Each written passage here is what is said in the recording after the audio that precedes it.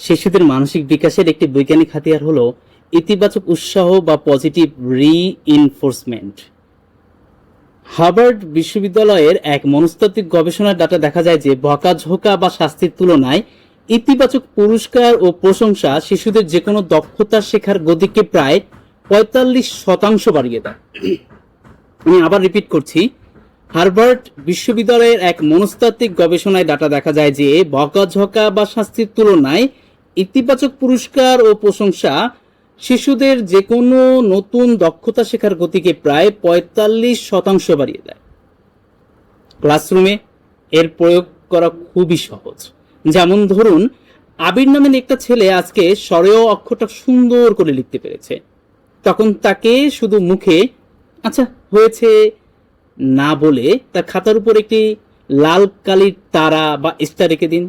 পুরো ক্লাসের বাচ্চাদের বলুন, সবাই আবিরের জন্য একটা জোরে হাততালি দাও।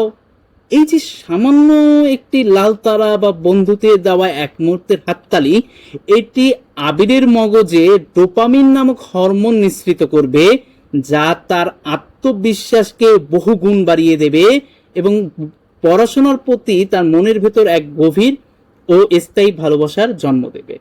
আপনার এই একটু পরিবর্তন, অর্থাৎ নিজেকে একটু পরিবর্তিত করে শিশুকে যে উৎসাহ দেওয়াটা, ইতিবাচক উৎসাহ দেওয়াটা, এটা শিশুর ভবিষ্যৎকে আরো বেশি ইতিবাচক দিকে নিয়ে যাবে এবং শিশুকে তার জানার প্রতি, তার শেখার প্রতি আরো বেশি আগ্রহ গড়ে তুলবে।